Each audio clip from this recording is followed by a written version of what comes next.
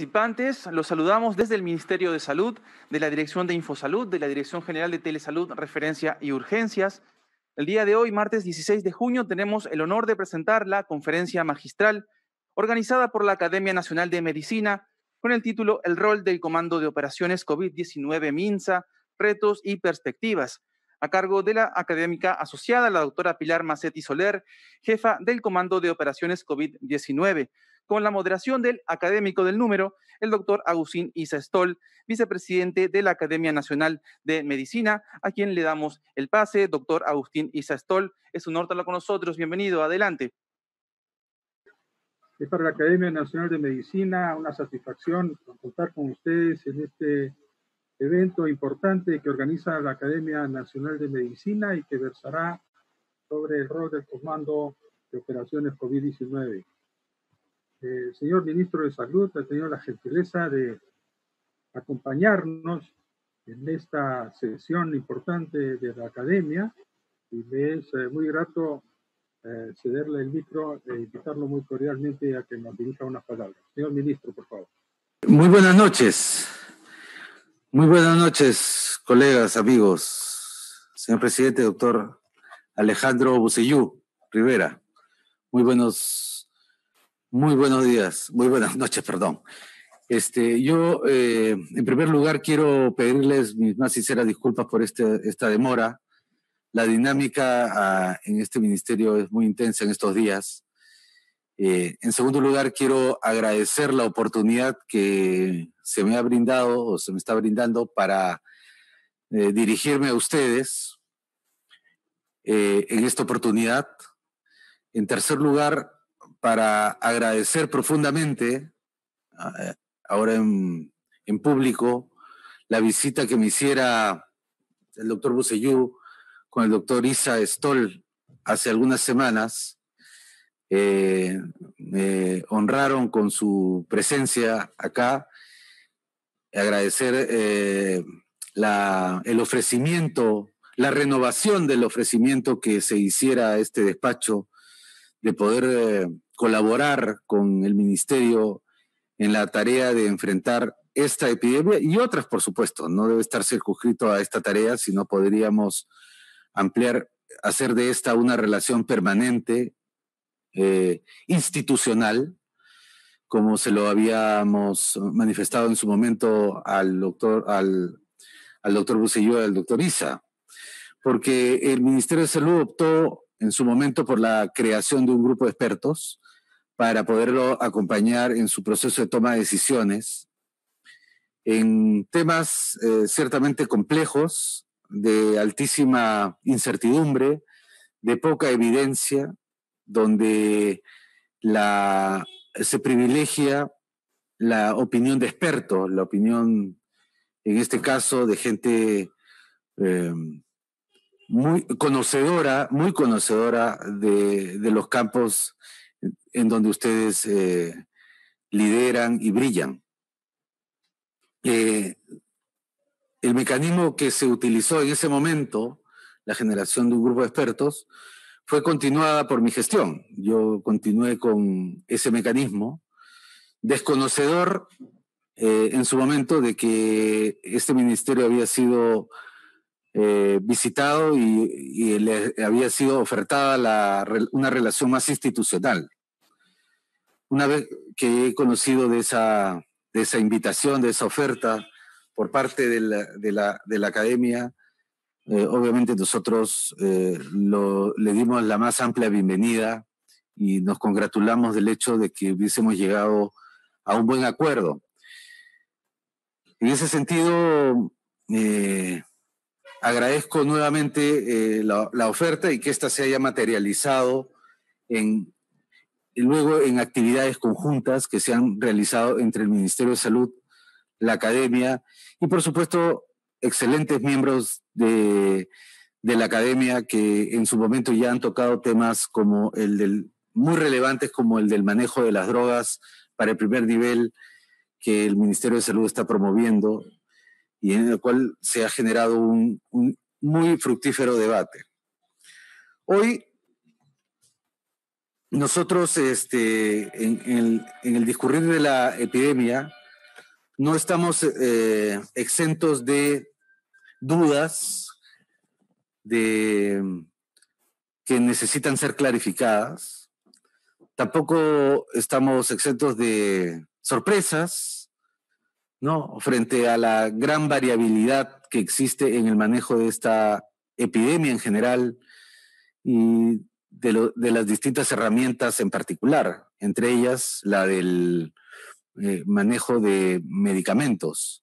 Y ciertamente habrá debate en otras esferas, como es las nuevas fronteras tecnológicas, específicamente la vacunación, así como ahora está intensamente en debate el hecho de las nuevas herramientas para el control social, ya que estamos variando el esquema de la cuarentena y se está abriendo la economía y necesitamos saber cómo hacer para reinsertarnos en esta economía rodeados de COVID y donde nosotros necesitamos fortalecer los mecanismos de prevención de la contaminación con este virus.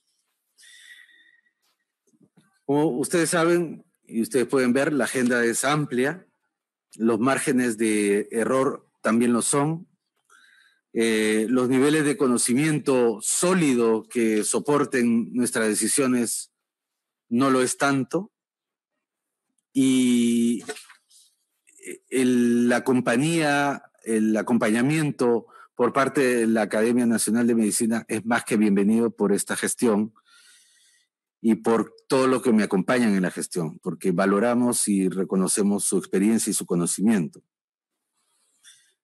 Agradecer finalmente lo que la Academia hizo en su momento en materia de manejo terapéutico del primer nivel y invitarlos, ¿no? Invitarlos o solicitarles que también necesitamos consejo en estas fronteras que he señalado. Una, la reapertura económica y las medidas de prevención más efectivas que ustedes puedan señalar, porque se ha concentrado mucho en el individuo el mensaje actual, ¿no? Pasamos del mensaje quédate en tu casa al mensaje mi salud primero. Mi salud primero, haciendo referencia de que toda vez que vamos a tener que salir, la mayor parte de la población ya sale, retorna a sus labores cotidianas o va en búsqueda de las mismas, tiene que protegerse adecuadamente frente a la contaminación.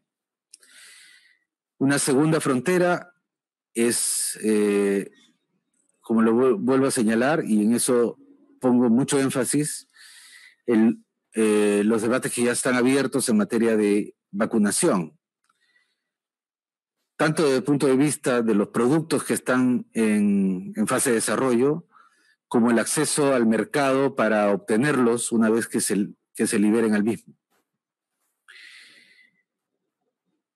Un tercer punto que el doctor Issa lo hizo presente en su visita y ya es impostergable, es la necesidad de ir reflexionando, discutiendo sobre las características de ese nuevo sistema único de salud pública que debemos tener. Porque la epidemia nos deja, además, financieramente devastados a los dos subsistemas públicos. Al Ministerio de Salud, porque la caída económica es muy fuerte, esto va a tener repercusión en la recaudación fiscal y por lo tanto el espacio fiscal necesario para financiar las actividades de la salud pública se ha reducido. Por otro lado, el sistema de seguridad social en salud, salud, también va a tener una contracción sustantiva debido a la pérdida masiva del empleo formal que la epidemia está dejando. Ambos subsistemas públicos, uno a través del Seguro Integral de Salud financiado por el SIS y el otro financiado por contribuciones del trabajo, van a sufrir restricciones mayúsculas.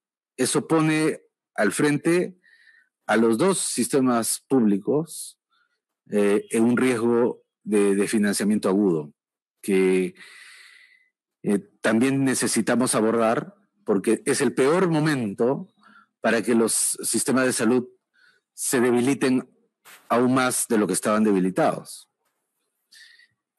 Por lo tanto, desde mi punto de vista, se necesitan medidas contracíclicas, se necesita invertir más en salud, justamente por la situación en que ahora necesitamos que ese sistema responda más y mejor a los efectos colaterales de la epidemia, que no son solamente los directamente causados por la enfermedad, sino los indirectos.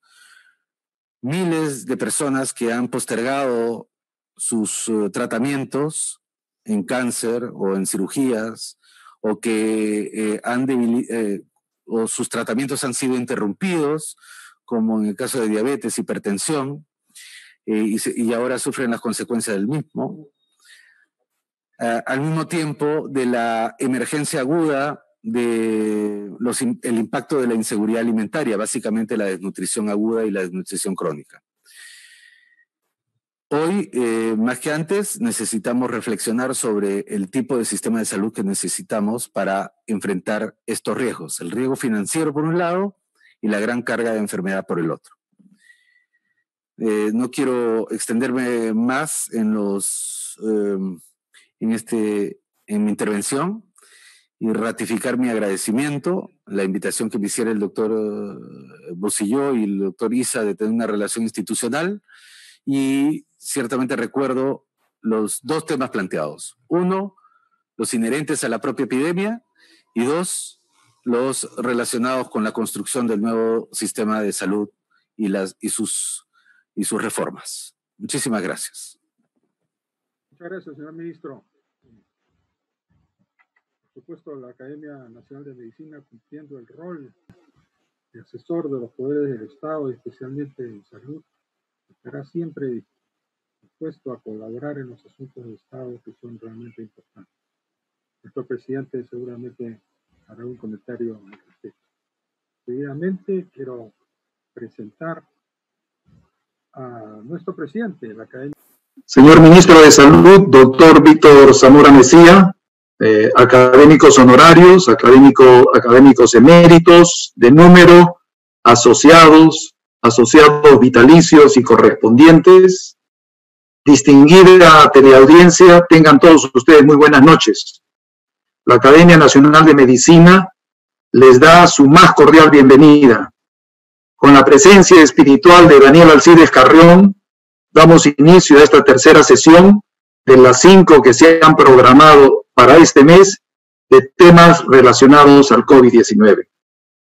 En esta oportunidad tendremos la presencia como única invitada de la doctora Pilar Macetti Soler, académica asociada de nuestra institución y jefa del Comando de Operaciones COVID-19 del Ministerio de Salud, cargo que asumió el 31 de marzo de este año.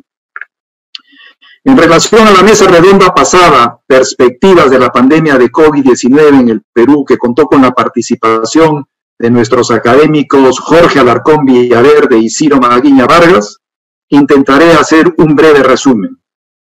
Se explicó el origen zoonótico del nuevo coronavirus SARS-CoV-2, causante de la enfermedad denominada COVID-19. Se describieron los factores que explican el por qué una zoonosis se convierte en pandemia y la forma en que ella afecta a la población, según su vulnerabilidad. Se trató de la situación de la pandemia en el país sobre la base del análisis de los indicadores de morbilidad y mortalidad. Se señaló las limitaciones de la información disponible, particularmente los sesgos de información y la necesidad de complementar esta información con estudios específicos y la elaboración de modelos predictivos. Y frente a la complejidad del problema, se propuso adoptar un enfoque holístico, interdisciplinario y multinivel, global, nacional, regional y local. Se analizó la dinámica de la reacción de los grupos humanos, citadinos y no citadinos, para explicarnos el creciente número de afectados y de fallecidos a consecuencia de la pandemia, no obstante las medidas aislacionistas que se adoptaron inicialmente. Se subrayó la necesidad de impulsar cambios estructurales y evitar que luego de la emergencia todo quede como antes, con el peligro de que una recurrencia de la pandemia o que una nueva pandemia nos afecte tanto o más que ahora. Se enfatizó en la necesidad de políticas de Estado para fortalecer y posicionar a las instituciones académicas, científicas y tecnológicas. En base a lo que se expuso, se formuló las siguientes recomendaciones, las tres primeras en muy corto plazo. Primero, adecuar las medidas de control al nivel de vulnerabilidad de cada población, lo que implica construir indicadores para identificar, diferenciar y medir la vulnerabilidad, pero también para evaluar el resultado de las acciones. Segundo, establecer nuevas estrategias para frenar los contagios, como las cuarentenas focalizadas en el contexto de los cercos de tipo comunitario. Estos cercos permiten la vigilancia epidemiológica en una determinada población sospechosa de estar enferma, por ejemplo, migrantes, personas sintomáticas o contactos de enfermos. Tercero, fortalecer el sistema de vigilancia epidemiológica nacional en todos los niveles. El éxito de los denominados equipos de respuesta rápida para detectar pacientes con COVID-19 en la comunidad depende de la integración del componente local y comunitario, para lo cual hay que reforzar las estrategias de los centros y postas de salud junto a la comunidad organizada. Eso implica personal, capacitación y equipamiento apropiado para cada nivel. Cuarto, desarrollar investigaciones interdisciplinarias sobre los riesgos de las enfermedades emergentes y reemergentes en regiones de mayor vulnerabilidad. Velar por la formación integral del profesional médico y en general del profesional de salud, cuya adecuada preparación científica, técnica y humanista es indispensable en emergencias como las que estamos viviendo. Y por último, promover la creación de centros interdisciplinarios de investigación, desarrollo tecnológico e innovación nacionales y regionales. Me gustaría ahora decir muy pocas palabras en relación a nuestra institución. La actual Junta Directiva de la Academia Nacional de Medicina es la 75ª, que representa la continuidad institucional nunca interrumpida desde el año 1888. Los que integramos la Junta Directiva ponemos nuestro mayor esfuerzo para cumplir fielmente con las funciones que manda nuestro estatuto y reglamento, y somos conscientes de la responsabilidad de mantener el legado histórico de 132 años de fructífera existencia de nuestra institución, y nos sentimos muy orgullosos de ello. Por ello, es en ese contexto que hemos organizado estas mesas redondas y conferencias, cuyas conclusiones esperamos puedan brindar algún apoyo en la lucha contra esta pandemia al Ministerio de Salud, que representa la máxima autoridad de salud a nivel nacional. No quiero perder esta oportunidad para agradecer al señor Ministro de Salud por el apoyo que nos brinda. Llegamos a muchísimas personas a través de la poderosa plataforma de Telesalud. Muchas gracias por sus palabras, señor Ministro. Igualmente, la Junta Directiva de la Academia Nacional de Medicina le desea a un gran colaborador y amigo de nuestra institución, el exministro de Salud, doctor Óscar Ugarte Ubiús, una pronta y total recuperación de su salud. El moderador de esta actividad será el académico de número, doctor Agustín Ise Stoll, internista, profesor emérito y exdecano de la Facultad de Medicina de San Fernando de la Universidad Nacional Mayor de San Marcos. Él ha sido presidente de la Sociedad Peruana de Medicina Interna y es el actual vicepresidente de la Academia Nacional de Medicina. Él presentará a la académica asociada doctora Pilar Mazzetti Soler. La Junta Directiva de la Academia Nacional de Medicina agradece su presencia a esta sesión virtual, que espero sea de interés y provecho para todos ustedes. Le cedo la palabra a nuestro académico de número, doctor Agustín Isestol. Buenas noches. Muchas gracias, doctor Busalleo. Doctor Busalleo, unas cortísimas palabras introductorias. La pandemia de este coronavirus desnudó la precariedad de nuestro sistema de salud.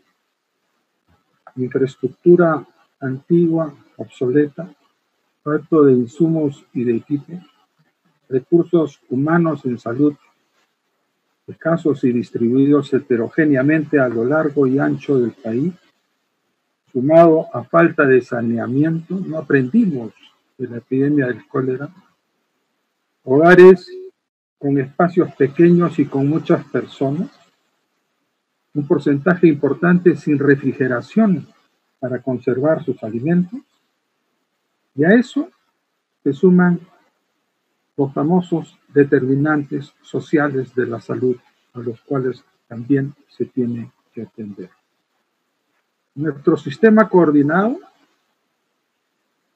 no coordina. En este escenario, explicado en muy pocas palabras, la doctora Pilar Mazzetti asume el comando de operaciones COVID-19. Una persona acostumbrada a asumir retos y que ha tenido que desempeñarse en estos 2 meses y medio superando numerosas dificultades.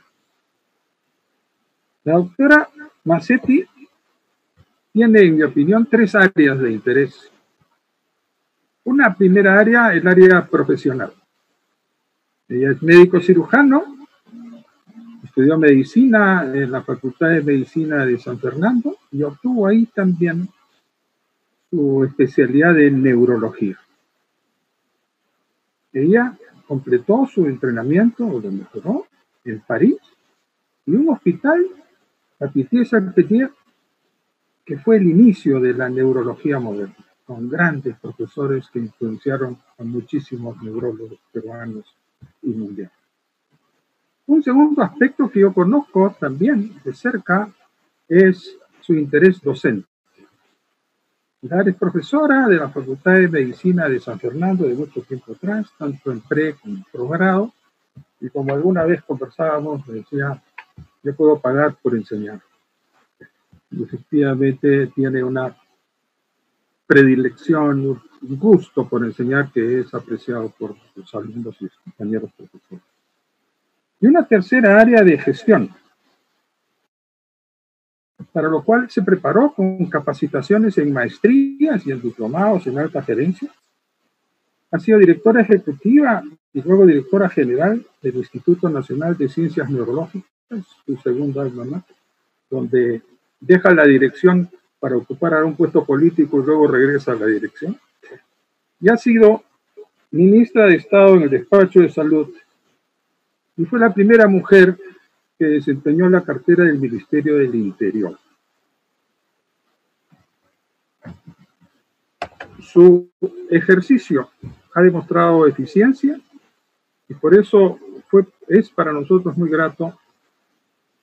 Ella también, por supuesto, es académica asociada de la Academia Nacional de Medicina, invitarla para que nos dé la experiencia, la realidad vivida en este tiempo dirigiendo el Comando de Operaciones COVID-19. Doctora Pilar, adelante, por favor. Muchas gracias y muy buenas noches con todos. Señor Ministro de Salud, Muchas gracias y muy buenas noches con todos. Señor Ministro de Salud, Víctor Zamora, señor académico de número, nuestro presidente de la Academia Nacional de Medicina, Alejandro Busayó, señor vicepresidente, académico de número, doctor Agustín Isa, y todos los amigos que nos están acompañando esta noche.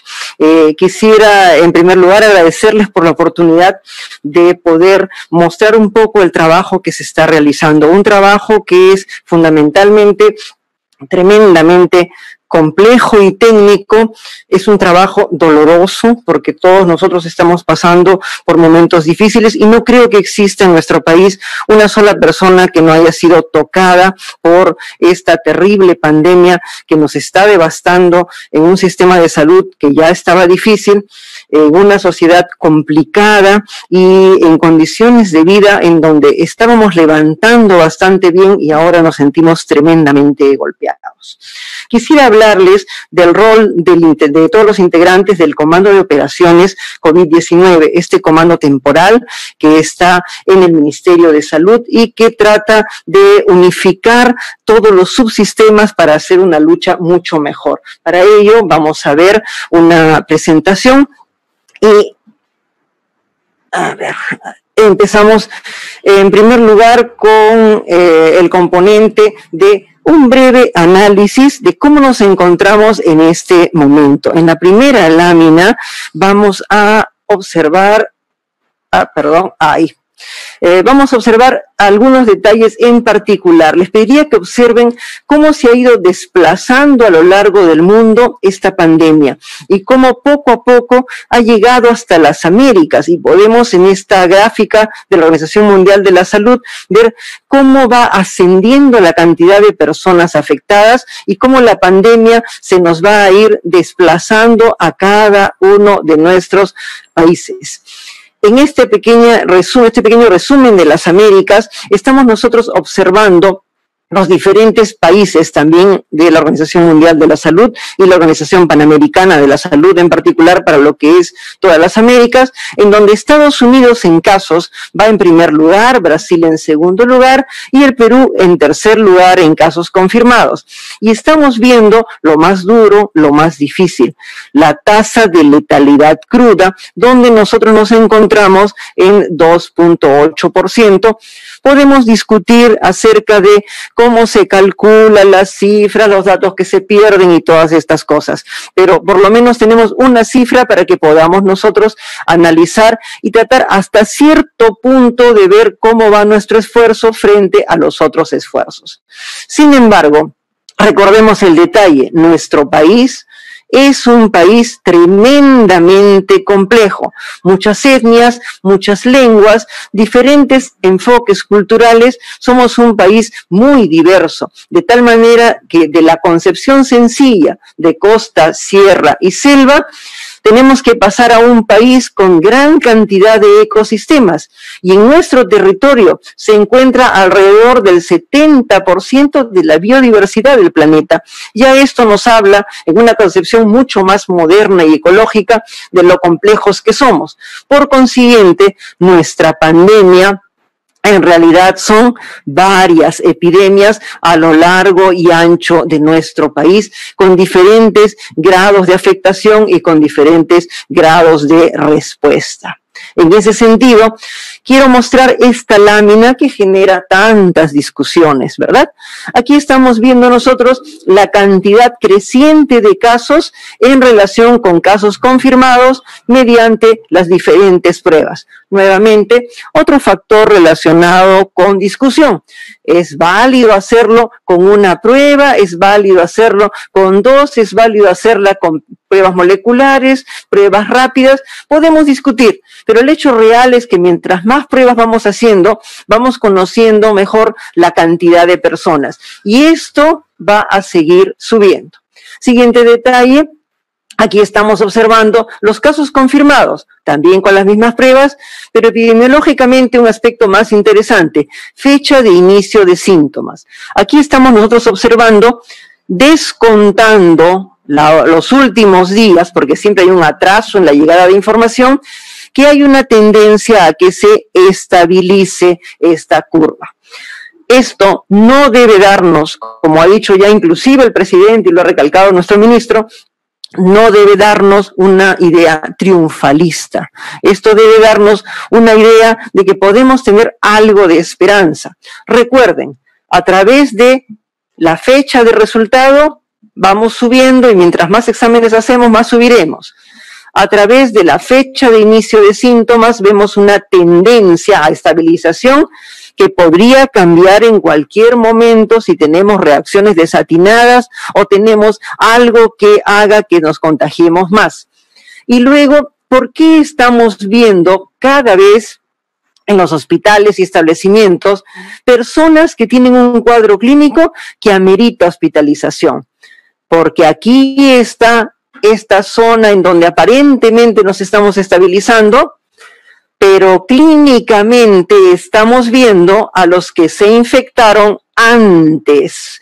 Hay un desfase y los que están aquí positivos se van a enfermar dentro de un par de semanas. Entonces, lo que estamos enfrentando nosotros y para lo cual tenemos que prepararnos es para varias semanas en las cuales nosotros vamos a tener personas que acuden a nuestros establecimientos demandando atención porque tenemos nosotros este desfase entre el momento en el cual yo soy positivo y el momento en el cual yo hago un cuadro clínico. Entonces, esto nos orienta a que la hospitalización y las unidades de cuidados intensivos van a ser importantes durante aproximadamente unas 3 o 4 semanas. Ahora bien, otro criterio para poder analizar cómo hacemos para aumentar camas de hospitalización, cómo hacemos nosotros para aumentar unidades de cuidados intensivos.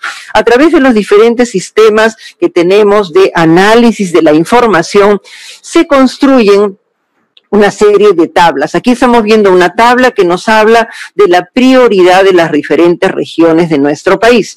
No estoy mostrando la tabla de origen porque sería, ya complicamos un poco más, pero ustedes ven acá los criterios que se están empleando para construir posteriormente el índice de necesidad empleando los valores de tipo Z. Y miren ustedes, prioridad 1, prioridad 2, prioridad 3 y prioridad 4 en base a lo que está acá. Por consiguiente, esto nos recuerda la gran importancia de la notificación. Es tremendamente importante que cada una de nuestras regiones y cada uno de nuestros epidemiólogos nos ayuden, o los que hagan sus veces, porque no hay en todas partes, nos ayuden a registrar los datos de los casos positivos, los datos de los casos sintomáticos, los datos de las personas que perdemos, que fallecen. Esto es muy importante porque ello delimita esta construcción, pero no es el único criterio. Evidentemente, las cifras son frías, pero también hay hechos que van cambiando antes de que las cifras cambien. Y es por eso que nosotros tenemos monitores que están contactando a las regiones para saber cómo están, porque hay cosas que no necesariamente aparecen allí. Por ejemplo, cuando nosotros hemos visto el desplazamiento de personas que se encuentran llegando a diferentes regiones, muchas veces sin ningún control en cuanto a su estado de contagio del virus, entonces estamos teniendo también un criterio más a tener en cuenta de riesgo. Es decir, esto es tremendamente cambiante. Nos guiamos por las cifras que estamos viendo, que van cambiando según sean los datos, pero tenemos que recordar la importancia de avisarle al monitor que corresponda a la región qué es lo que está pasando.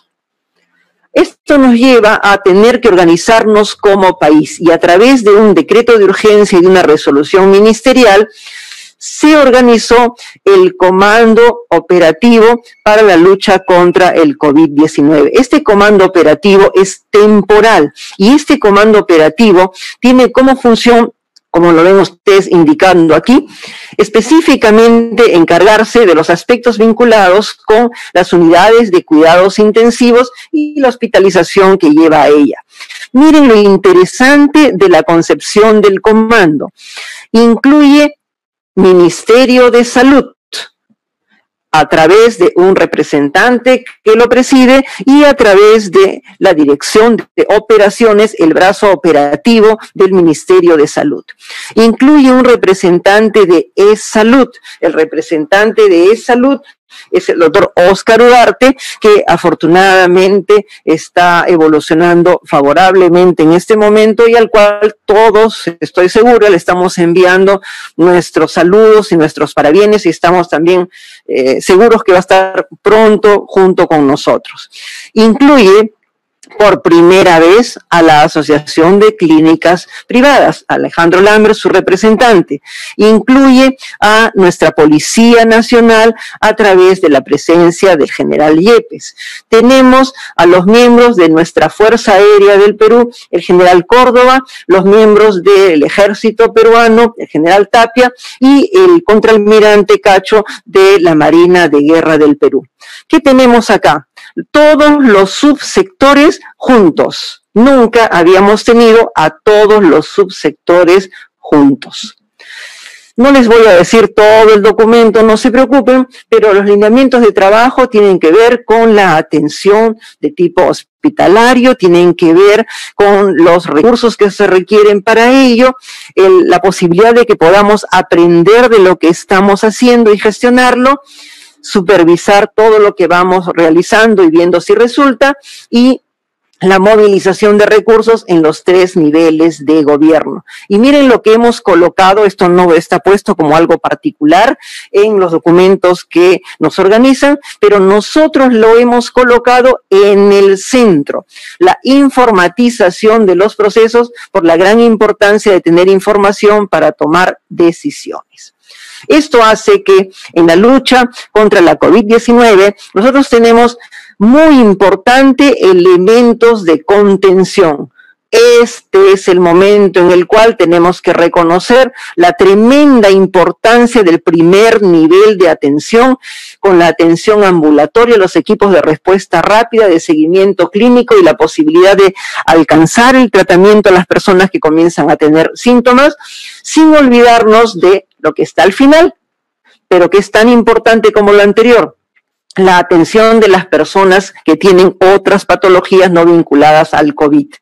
Este primer nivel es el nivel que hace la atención al pie del ciudadano para evitar hasta donde sea posible o disminuir la posibilidad de que la persona sufra daño, tenga que ir a una hospitalización y unidad de cuidados intensivos para buscar su recuperación.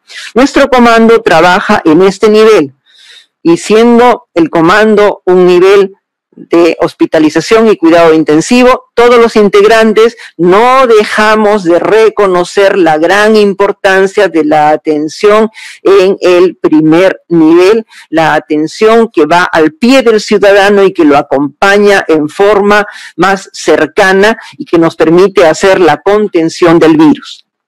En el nivel en el cual nosotros trabajamos, coordinamos aspectos vinculados con el transporte y en particular, aunque el SAMU y los sistemas de transporte de salud y de las Fuerzas Armadas tienen su propia organización, un aspecto muy importante es que estamos haciendo en este momento un aplicativo muy interesante que nos va a permitir unir las diferentes ambulancias. La Organización Panamericana de la Salud, en medio de esta pandemia, nos ha proporcionado este aplicativo. Hemos empezado estructurándolo para MINSA y E-Salud, y tan pronto estos niveles que son más complejos estén preparados, estaremos incorporando también las ambulancias de las Fuerzas Armadas y policiales y posteriormente de los sistemas privados, de tal manera que vamos a poder tener un aplicativo para el futuro donde todos estemos incluidos.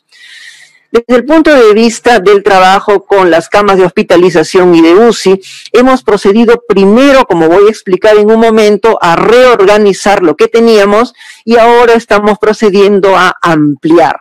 Esto implica las camas de hospitalización y lo primero que tuvimos como producto fue un aplicativo para camas de hospitalización y cuidados intensivos y camas de cuidados intensivos.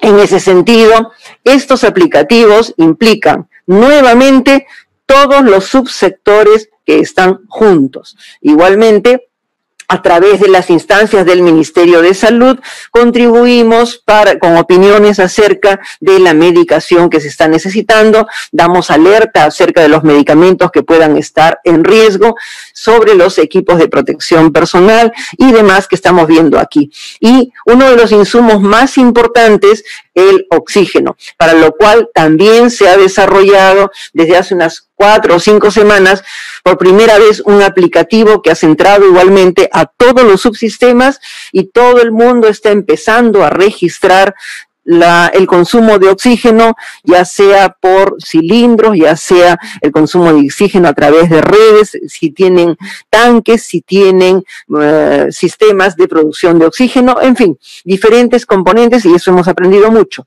En estos aplicativos que están realizándose en este momento, hay alrededor de 500 establecimientos que están registrando su información por primera vez en nuestro país y estamos teniendo información día a día. ¿Qué nos falla? Que alguien no informe. ¿Qué nos falla? Que hayan errores al informar. Que alguien no informe nos deja sin capacidad correcta de decidir y los errores, apenas los detectamos, corregimos los errores porque nos sucede que hay muy pocas personas trabajando, las personas están cansadas, los errores pueden suceder, pero están hechos para ser corregidos. Analicemos, antes de ver la evolución de camas de hospitalización y UCI, las diferentes fases de un proceso de contingencia en un contexto como el que estamos viviendo. Esto es cuando todos estábamos tranquilos y no había el COVID. Por supuesto, teníamos las actividades regulares, pero creo que esta parte de preparación, para ser honestos, mucho que no nos hemos preparado o tal vez no lo hemos tomado muy en serio. Y la otra cosa que ha sucedido, que los pocos que se prepararon, nadie pudo medir la magnitud del problema que estamos atravesando. Primera fase, sin afectarse los procesos regulares, optimizamos el número de camas. Segunda fase, se aumenta el número de camas tomando componentes de otras áreas. Tercera fase, se empiezan a emplear los equipos de formas diferentes para tratar de cubrir la necesidad y finalmente el colapso de la red. Analicemos esto poco a poco.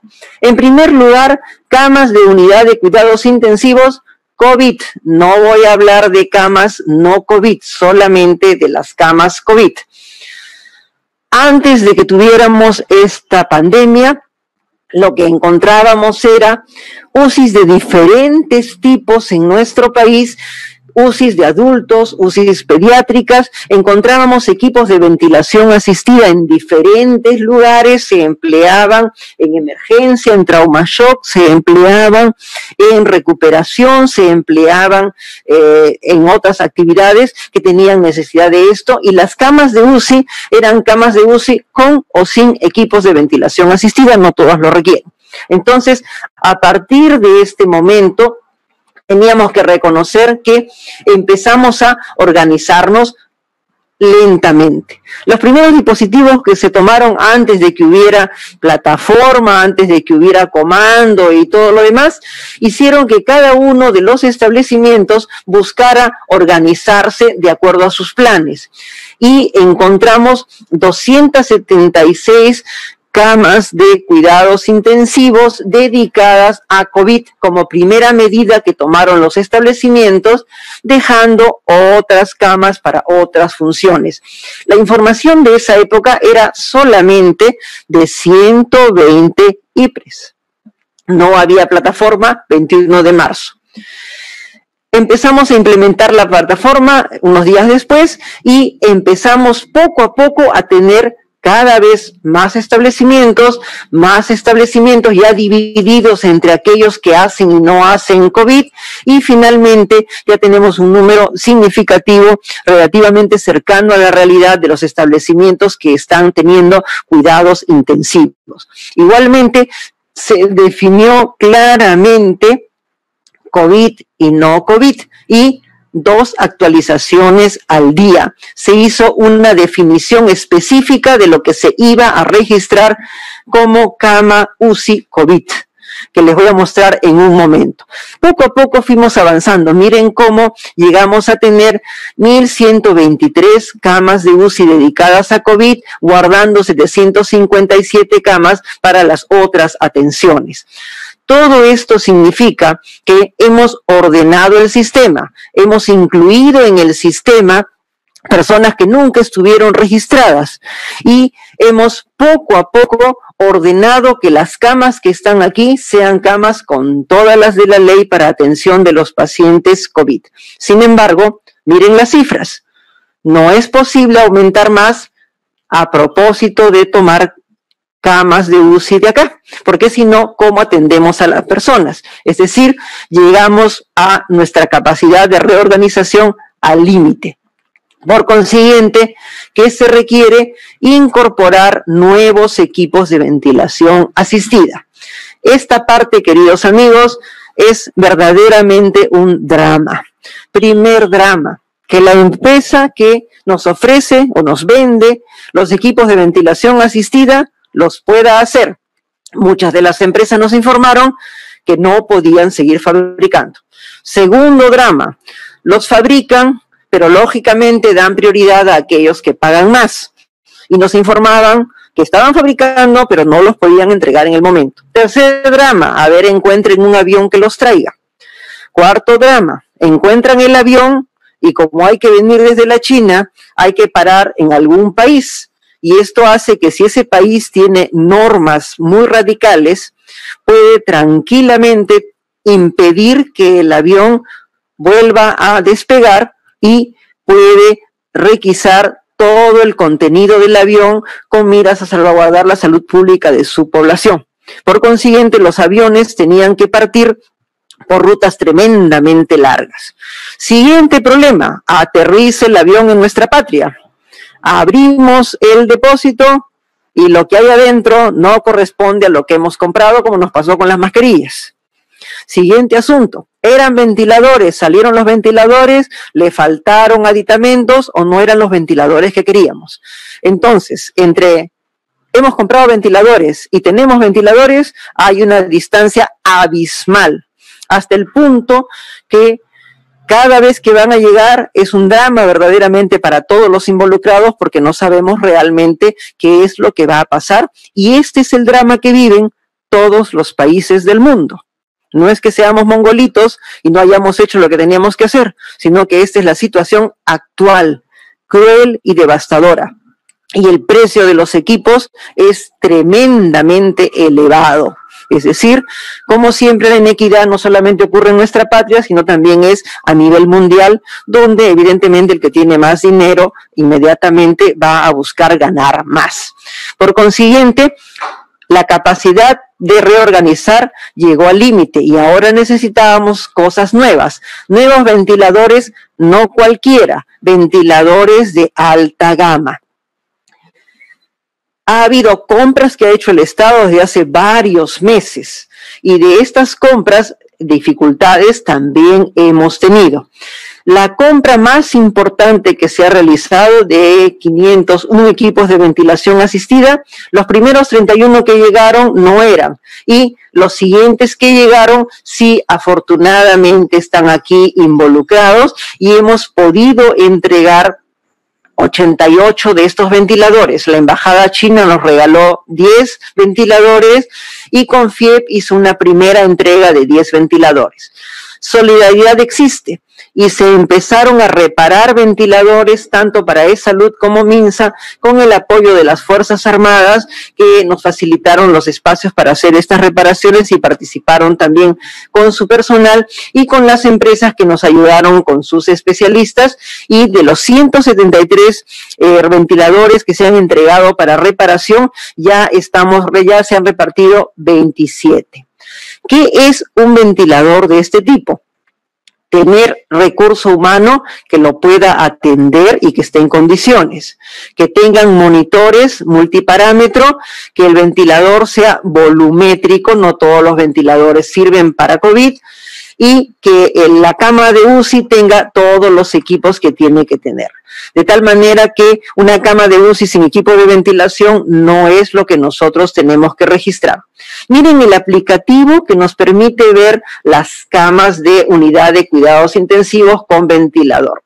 Aquí tienen ustedes una cifra para el país. 1.296 equipos de ventilación asistida. ¿Cuántos están libres? 185. ¿Cuántos están ocupados? 1.111. Les muestro este mismo esquema que es nacional para los últimos días. Y aquí estamos viendo ventiladores nuevos que han ingresado de las compras o de las donaciones que refuerzan la cifra. Si uno lo ve así, uno diría, pero acá tengo equipos de ventilación asistida libres y el país tiene 185. Uno de los aspectos más importantes a recordar es que la distribución no necesariamente sigue la necesidad. Depende de factores políticos, depende de capacidad de gestión, depende de economía, de una serie de cosas. Entonces, no necesariamente esto realmente refleja la realidad, es la cifra país. Miremos la realidad. Aquí estamos viendo el norte, el oriente, el centro y el sur. Igualmente en verde tenemos nosotros los ventiladores que se encuentran libres, las camas de UCI con ventilador que se encuentran libres. Por ejemplo, La Libertad de 55, 9 libres. ¿Qué vemos nosotros acá? Estamos observando, por ejemplo, en Cajamarca, un solo ventilador libre. En Piura, lo mismo. En Ucayali, lo mismo. Estamos viendo en la región Lima, solo 2 ventiladores. En Arequipa, un equipo de ventilación asistida. La gran importancia de que nos informen. Si no nos informan, no podemos tomar decisiones correctas. Por eso la información es crítica para poder decidir, porque esto nos permite ver quién se encuentra en mayor dificultad. Y realmente el aplicativo, miren, puede tener varias alternativas. Yo puedo preguntar, por ejemplo, cuál es el establecimiento y si pertenece a tal o cual subsistema. Puedo hacer cálculos acerca de cuántos equipos hay, están libres en eSalud, en el MINSA, etcétera, etcétera. ¿De acuerdo? Y podemos inclusive dividirlo por la capital, por el resto del país. Puedo ver mi región y ver qué pasa en Piura, qué pasa en Junín, qué pasa en el Cusco, qué pasa en Huancavelica, ya con mucho más detalle, ¿ok? ¿Qué proyecciones tenemos? Porque aquí lo preocupante es qué va a pasar con nosotros desde esta quincena hasta fines de julio. Nuestro objetivo para la quincena de julio es que logremos tener 2.000 equipos de ventilación asistida. Tenemos la firme esperanza de poderlo lograr.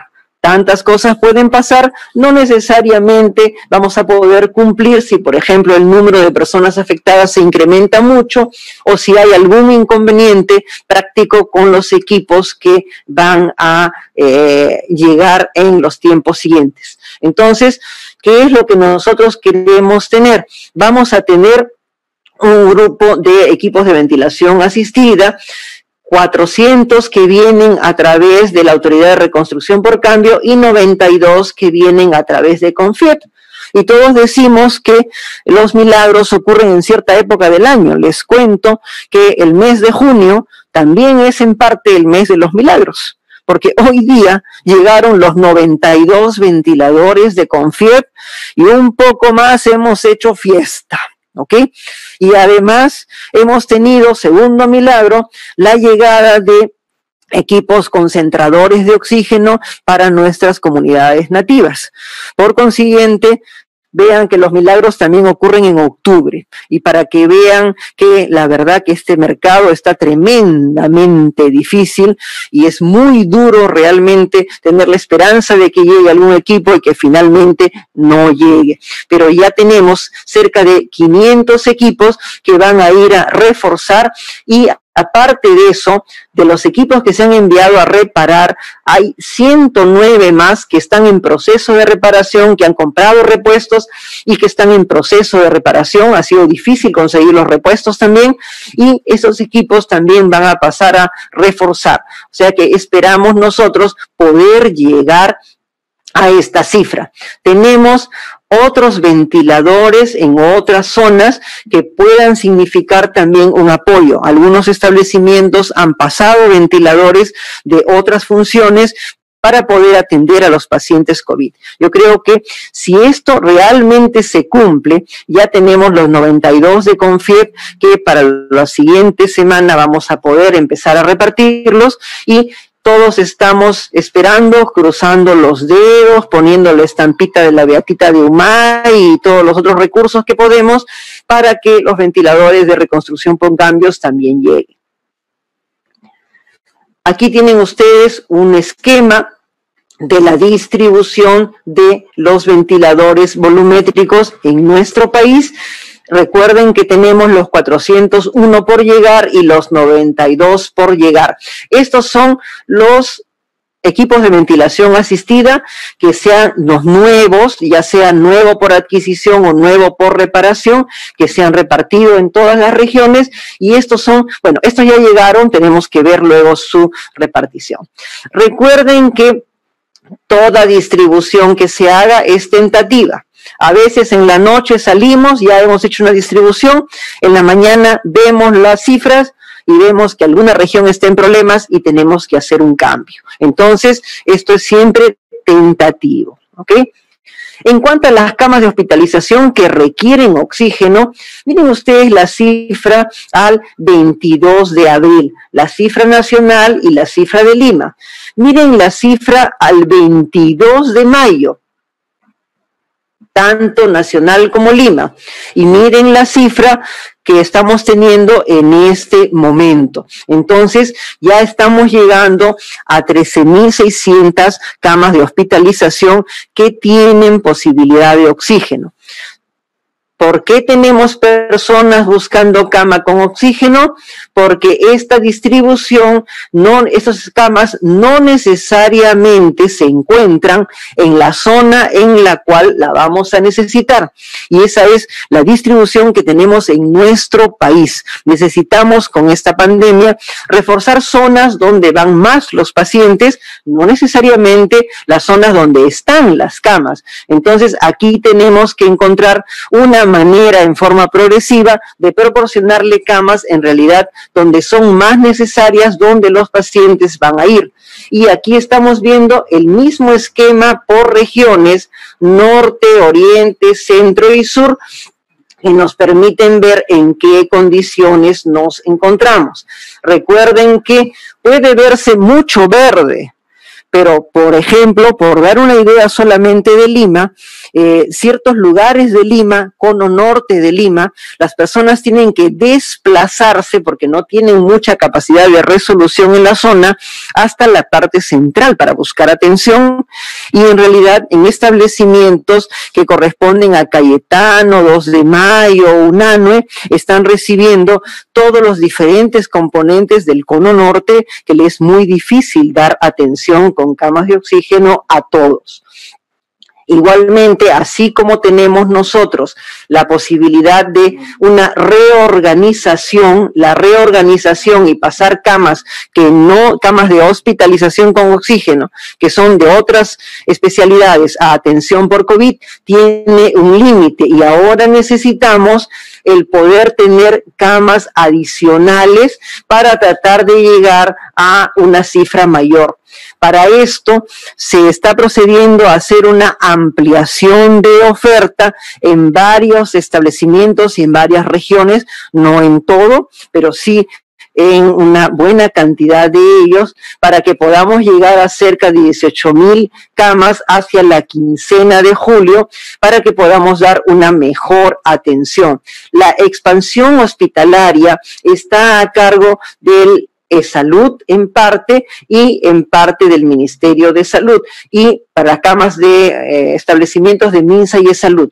Esta ampliación de camas de hospitalización está siendo realizada por varios niveles. Tenemos las diferentes regiones a través de sus GORES que han hecho inversiones importantes y han ampliado camas de hospitalización con oxígeno.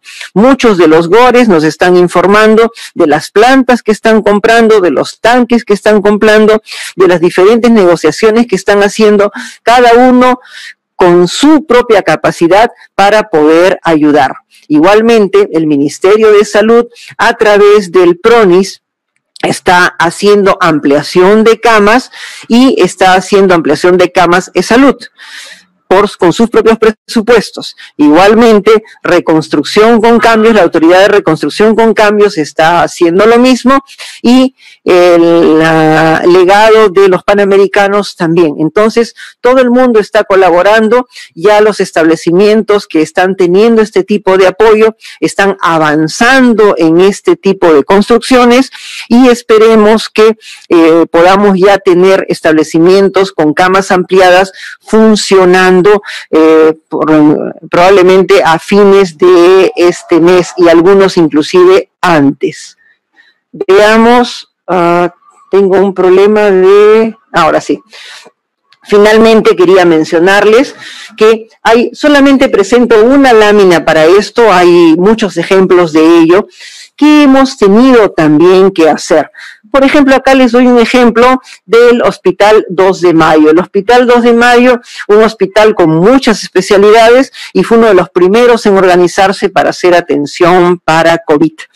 Poco a poco la atención COVID fue tomando la mayor parte del establecimiento. Es un hospital con algunas zonas nuevas, pero con muchas zonas muy antiguas. Y miren cómo se reorganizó este establecimiento. Pacientes que tenían otras patologías fueron enviados para ser atendidos en el Instituto de Ciencias Neurológicas. Las personas con la atención de partos, ellos llegaban a atender hasta 60 partos en un día, fueron derivados hacia el Instituto Materno Perinatal. Hemos tenido también desplazamiento de niños que atendían hacia emergencias pediátricas. Entonces, miren cómo se desplazaron las atenciones y se potenció la atención en otros establecimientos para especialidades no relacionadas con el COVID. Aquí estaba previsto también el desplazamiento de pacientes hacia el Hospital de Emergencias Gao y hacia el Hospital Almenara. Estas dos posibilidades no se han podido cumplir porque es ya muy difícil integrar esta parte de los subsistemas y Salud tiene una sobrecarga bastante importante de pacientes aquí de tipo COVID. Por consiguiente, ha sido con estos establecimientos que se ha apoyado al Hospital 2 de Mayo. Esta misma operación se ha hecho con el Hospital Loaiza, con el Hospital Unanue, con el Hospital Cayetano Heredia, para derivar sus hospitalizaciones de otro tipo hacia estos establecimientos que en la medida de lo posible atienden fundamentalmente pacientes no COVID.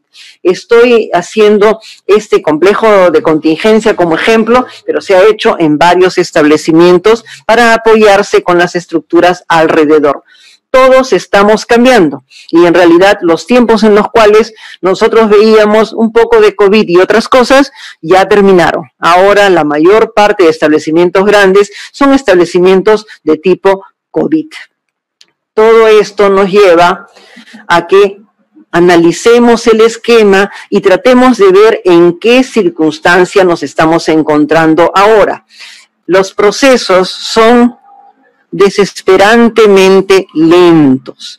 Si hemos hecho el desarrollo de aplicativos y lo seguimos haciendo, es por la falta de información tremenda que existe, no solamente en el Ministerio de Salud, en Salud, que también tiene aplicativos y un orden, también tienen dificultades, las Fuerzas Armadas también y los privados también, pero estamos trabajando todos juntos para tratar de hacer información que sea comparable. Y tal vez uno de los problemas más difíciles que tenemos es la dificultad para cambiar. ¿Por qué? Porque yo soy dueño de mi cama, mi sala, mi consultorio, mi hervidor de café y mi taza. y me es muy difícil cambiar y perder mi pequeño reino, ¿verdad? Pero eso me temo que ya pasó a la historia. Ahora todos tenemos que hacer de todo porque es la única forma en que vamos a poder sobrevivir. En este momento, han visto ustedes lo que sucede en las diferentes ciudades de nuestro país y en los sitios más alejados. Muchas veces los establecimientos tienen de un día para otro ausencia de cama de UCI. De un día para otro les falta el oxígeno. Se cae la presión de oxígeno por 6 horas, se quedan sin llenar el tanque por 3 horas y así sucesivamente. Entonces, estamos en una transición que nos es preocupante, porque debemos todos colaborar para que la red no colapse. Y esto no es un trabajo solamente de unas cuantas personas, es un trabajo de todos nosotros, porque tenemos que ser capaces de mantener nuestro sistema de salud durante las semanas que siguen, donde vamos a tener el mayor número de personas que van a requerir atención médica. Por eso quiero recordar esta relación tan importante. ¿Cuál es el mejor tratamiento para atender a las personas afectadas por COVID? Yo creo que tenemos que retroceder aquí.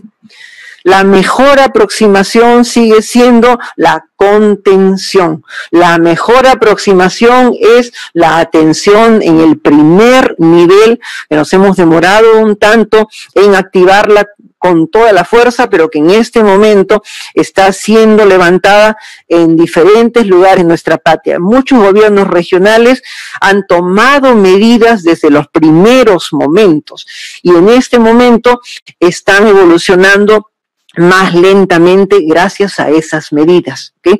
Hay gobiernos regionales, puedo dar ejemplo, Huancavelica, Cusco, que han activado su primer nivel desde el inicio y a pesar de que han tenido mucha población que se ha desplazado muchas veces sin la debida evaluación, ellos mismos han logrado hacer una buena cantidad de contención. Todos estamos expuestos y la pandemia se va desplazando a diferentes lugares de nuestra patria, pero nuestro primer nivel de atención es el más importante y yo diría, este es el momento del olvidado primer nivel. Muchas cosas tienen que cambiar en nuestra patria a raíz de esta pandemia y están cambiando, pero tal vez la enseñanza más importante es la gran importancia del primer nivel de atención de los médicos que trabajan al pie de los pacientes, la gran importancia de la especialidad de médicos de familia que trabajan en este nivel y que debieran haber muchos más todavía y muchas más plazas para que puedan ellos trabajar. El tercer nivel lo que hace es la recuperación y aquí es donde estamos todos luchando desde el comando, pero aún desde el comando recordamos a todos la importancia del primer nivel de atención.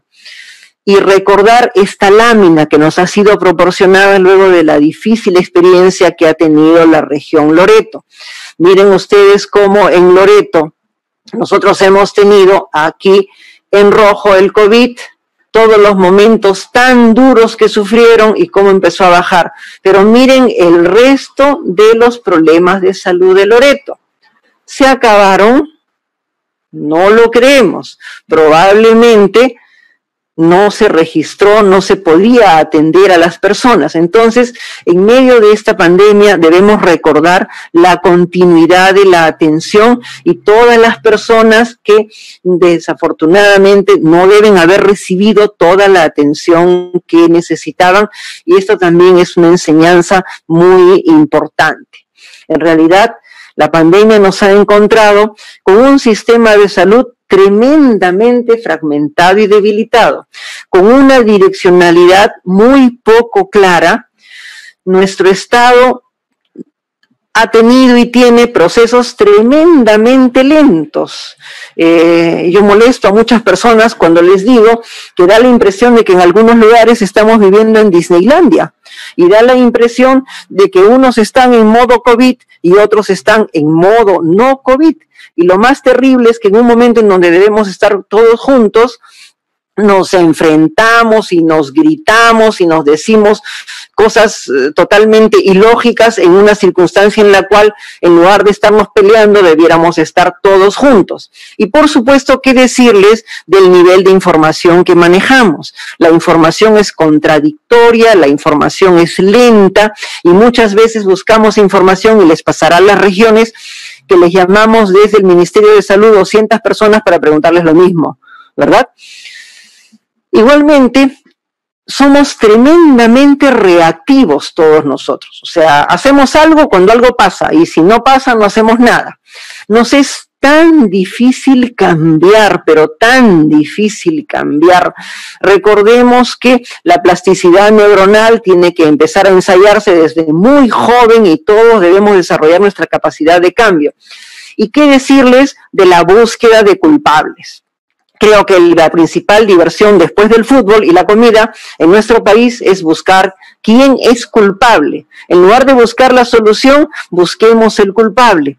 Y eso hace que en nuestro país la capacidad de enfrentar la pandemia disminuya y perdemos mucho tiempo en todas las cosas que aquí he mencionado. Sin embargo, en medio de todo, sí hay muchas personas cuyo lóbulo prefrontal funciona muy bien. Hemos tenido ejemplos increíbles de solidaridad. Toda la gente que en medio de la pandemia ha ido a donar sangre. Una persona que en el Callao ha estado vendiendo el oxígeno en el precio correcto. Esa persona debieran hacerle un monumento, porque realmente ha sido tremendamente solidario. La forma en que muchos han reaccionado mostrando que sí podemos hacer frente a una nueva forma de vivir, cómo las personas salen con su mascarilla, cómo caminan no uno al pie del otro, sino guardando cierta distancia, cómo limpian sus manos cuando van a recibir alguna cosa, cómo ahora estamos tomando una nueva forma de vivir en nuestras casas y en la calle, cuidando a nuestras personas mayores. Y yo creo que esta pandemia nos demuestra que es una oportunidad de cambio en medio del dolor. Para nosotros, los que trabajamos en salud, tener que atender personas y que luego se nos mueran a la derecha, a la izquierda, arriba y abajo, tener que ver a nuestros compañeros de trabajo también enfermando y muriendo, es tremendamente duro y hace que nos debilitemos todos. Estamos acostumbrados a trabajar con pacientes, a ayudarlos a que la mayoría salga y siempre perderemos alguno. Pero la situación actual es la primera vez que nos sucede. Sin embargo, los que estamos viendo nos demuestra que sí podemos trabajar juntos, que sí podemos registrar correctamente la información y que sí podemos cambiar. Probablemente la enseñanza más importante aquí es que esto nos representa una oportunidad de cambio. Y si bien esta pandemia nos está estrujando el cerebro a todos los peruanos, también es real que nos está permitiendo a todos unirnos y empezar a cambiar. No quiero dejar pasar la oportunidad sin darle las gracias a todos aquellos que están trabajando, que están teniendo una entrega tremenda y que están yendo más allá de lo que tienen ellos normado como trabajo, que se exponen, que no tienen inconveniente en ir en medio de la noche, sábados, domingos, trabajar en las condiciones más difíciles para ayudar a alguna persona. Creo que todos aquellos que están haciendo esto en salud, en lo que es seguridad, la gente de INDECI, los bomberos, el personal de Serenazgo, todos aquellos que nos cuidan para tratar de que estemos más seguros, darles las gracias por su trabajo y hacer ver que nosotros los peruanos sí podemos trabajar juntos y unirnos y tener palabras constructivas y no destructivas para salir adelante de esta pandemia todos juntos en las mejores condiciones posibles. Muchas gracias a todos. Podrían o pueden hacer sus preguntas a través del chat, que ya están llegando algunas. Comenzaremos a mirar con algunas interrogantes. Como has mencionado muy bien, el comando de operaciones está constituido por personas del Ministerio de Salud, representantes de salud no sé si se me escucha bien o se me está escuchando muy bajo, me dicen, de las Fuerzas Armadas y de las clínicas particulares. En este trabajo de coordinación, la pregunta es, ¿ha sido fácil este trabajo de coordinación con diferentes instituciones de salud que no están acostumbradas a trabajar en conjunto? ¿Ha sido fácil trabajar con los gobiernos regionales en los COVID regionales o locales? ¿Cómo se ha manejado la interdisciplinariedad en el comando de operaciones? Podemos decir que este comando de operaciones puede servir como un modelo, como laboratorio, para tomar decisiones basadas en realidades ya de trabajo en conjunto que nos permita llegar a un sistema único, unificado de salud. Esa es la interrogante. ¿Será que yo soy una optimista crónica, ¿no? Realmente necesitamos tener un sistema de salud unificado, un sistema de salud que no haga que un grupo va por un lado y otro grupo va por otro lado. La unión hace la fuerza, y en los países en los cuales la salud funciona mejor, se trabaja con un solo sistema de salud. Para nosotros, esto nos ocasiona miedo, nos ocasiona dificultades, pérdida de poder, pérdida de capacidad de decisión. Nos preocupamos mucho por el financiamiento y decimos, uy, si nos unimos, entonces se pierde nuestro financiamiento. Yo creo que esta oportunidad que hemos tenido tan dura de trabajar todos juntos muestra que sí podemos hacerlo. ¿Qué es fácil? No es fácil. Por ejemplo, el intercambio prestacional entre las clínicas privadas y el Seguro Integral de Salud es una noche negra y la peor pesadilla que podemos tener. La única forma sería que alguien de repente encierre a las personas que se encargan de salud y del SIS y no los deje salir hasta que se pongan de acuerdo, porque llevamos varias semanas, llegaron a un acuerdo y finalmente se fue el acuerdo. Entonces, ¿qué es fácil? No es fácil, pero yo creo que sí es muy importante demostrar que todos podemos trabajar juntos. Algunos gobiernos regionales han tenido dificultad en integrarse y quieren hacer su propia dinámica. Si desean hacer su propia dinámica y tienen esa capacidad, en buena hora.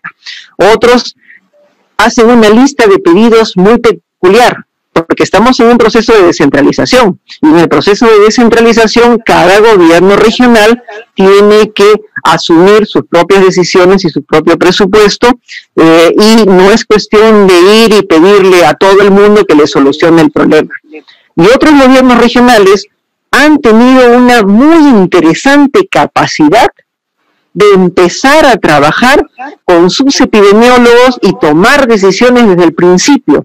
Y las veces que hemos conversado con ellos ya habían avanzado. Y más bien ha sido una tremenda oportunidad de poderlos apoyar en otras cosas que les eran más difíciles. Entonces, somos disímiles y creo que sí es importante que todos analicemos nuestra capacidad, que en lugar de enfrentarnos y decir ¿por qué no me dan y por qué no tengo?, en realidad lo que tenemos que hacer es decir ¿qué vamos a hacer?, cómo lo estamos haciendo y cómo hacerlo todos juntos, qué hacen unos, qué hacen otros, y compartir. El modelo de trabajo con salud, las clínicas privadas, la Policía Nacional, nuestra Marina de Guerra, nuestra Fuerza Armada, nuestro Ejército, ha sido muy interesante y conversamos casi todos los días a través del Zoom y discutimos los temas, nos pasamos información y nos estamos inclusive ayudando para tratar de salir adelante. Es una oportunidad tremenda y un modelo que creo que tiene que fortalecerse con miras a que en algún momento tengamos un sistema de salud único. Muchas gracias. Una segunda pregunta tiene que ver con el primer nivel de atención. El comando COVID, según hemos leído en la norma, según lo has mencionado, estaba destinado fundamentalmente a las camas UCI y atender el primer o el tercer nivel de atención. Un poco la atención del primer nivel se vio disminuida. Las postas, los centros de salud prácticamente no atendían, y la atención se ha centrado fundamentalmente en el COVID. Y todos conocemos de que las personas que tienen más comorbilidades pueden tener peores resultados en el COVID. Creo que resulta fácil de entender de que en primer nivel de atención deben verse las enfermedades crónicas no transmisibles. Y en la medida que esas enfermedades crónicas no transmisibles estén mejor manejadas, el riesgo obviamente disminuye. Pero lo que estamos viendo es que esta actividad del Comando de Operaciones se destinó fundamentalmente al tercer nivel de atención, y ahora vemos con satisfacción de que la atención también va al primer nivel de atención y debería ir, como dices muy bien, con mucha fuerza para que la contención sea realmente allí. La pregunta ahora es, ¿el Comando COVID va a manejar el primer nivel de atención o el primer nivel de atención lo maneja el Ministerio de Salud? Vamos a tener un primer nivel de atención que vaya a los domicilios con medicamentos y que haga el seguimiento de los pacientes. ¿De qué manera telemedicina o la plataforma puede ayudar a educar a las personas que ahora que se levante la cuarentena van a salir, porque ya están saliendo, porque ya la cuarentena, entre comillas, mucha gente ha salido desbordando? ¿No crees que telemedicina puede ayudar también al primer nivel de atención, haciendo una educación que sea más lúdica? Que pasemos de un manejo de quitarle las cosas a la gente y de perseguirlos, a educarlos en responsabilidad. Y educarlos en responsabilidad significa hacer una educación lúdica, una educación que sea accesible, que sea reiterativa, pero que ayude a que la gente entienda de que este problema es un problema de todos. Y que si tienen personal de salud cercano, será más fácil que la pandemia disminuya gradualmente. ¿Algún comentario sobre eso? ¿Cómo no? Antes, perdón, he dicho... quería complementar con la importancia que tiene la comunidad en el primer nivel de atención. Y creo que a eso no se le ha dado la importancia de repente que debíamos darle. A mí me parece que es muy difícil que podamos contener toda la pandemia si es que no tenemos la ayuda de la comunidad. Los problemas de salud son problemas de todos, no son problemas de los médicos. Alguien dijo con alguna lucidez que así como la justicia es muy importante para dejarla en manos de los abogados, la salud también es muy importante para que esté solamente en manos de los médicos. Hay determinantes sociales que tienen que ser manejados comunitariamente. ¿Alguna opinión, un comentario sobre esto? ¿Cómo no?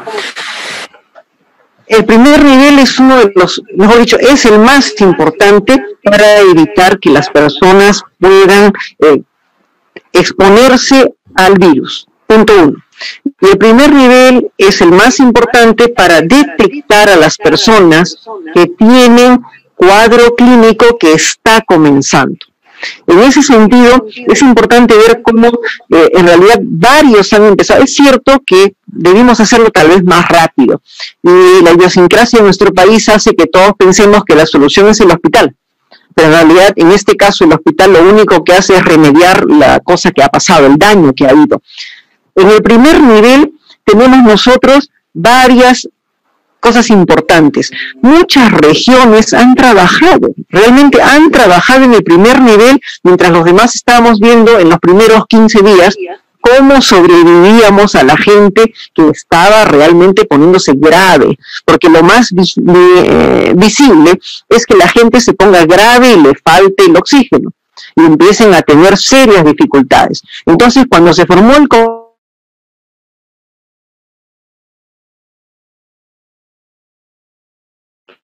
hemos tenido que dormir por partes y correr y encontrar una forma de salvar a la gente que estaba realmente tan grave. Pero eso no le quita. El primer nivel es más importante. En el primer nivel tenemos varias cosas. En primer lugar, tenemos las DIRIS y DIRESAS. Ellas son responsables de la parte del primer nivel de atención. MINSA tiene mucho más establecimientos relacionados con primer nivel.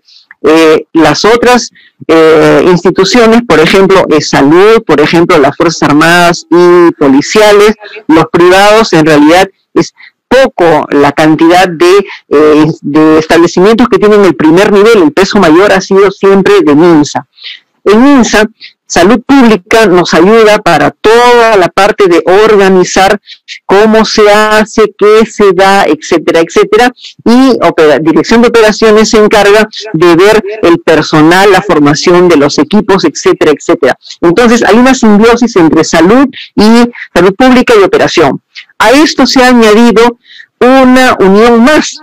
Las Fuerzas Armadas, a través de Tecniro Perú, se han incorporado en esto y están integrándose con la atención de las pacientes, de las personas en casa, juntos. Y ellos acompañan a los equipos, los ayudan a desplazarse, los ayudan a que no tengan dificultades. Eso es una simbiosis tremendamente útil. Por ejemplo, lo que se está haciendo últimamente, estamos haciendo una intervención que se llama TAITA, justamente por lo importante que es encontrar a nuestros adultos mayores con comorbilidades y puedan encontrarlos en la casa y a ellos prepararlos, tomarles pruebas si fuera necesario, pero la clínica es más importante que cualquier otra cosa que las pruebas, y darles su medicación. Por otro lado, en realidad, Telesalud no solamente hace intervenciones y reuniones como esta, en donde participamos los que estamos de salud. Para la comunidad también han hecho una serie de presentaciones que le permiten a las personas entender cómo cuidarse, cómo cuidar las mascarillas, cómo cuidar una serie de factores. Están difundiendo dónde atenderse cuando uno tiene problemas diferentes al COVID.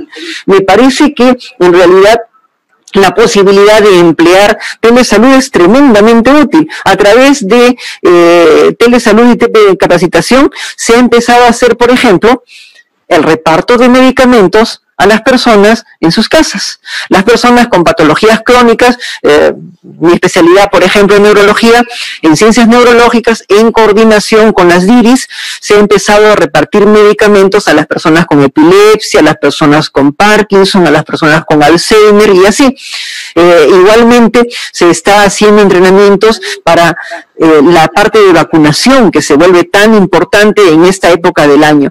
Entonces, el esfuerzo ciertamente está todavía un tanto menos visible, pero el que no esté muy visible no quiere decir que no se haga. Ya les mencioné, Cusco, Huancavelica, Moquegua, Tacna, están haciendo trabajo en primer nivel de forma muy activa. Acá dentro de Lima, las DIRIS están haciendo el mismo trabajo. Las comunidades nativas de muchos lugares también se están organizando, porque todos debemos participar de acuerdo a lo que nos parece más adecuado para nuestra población.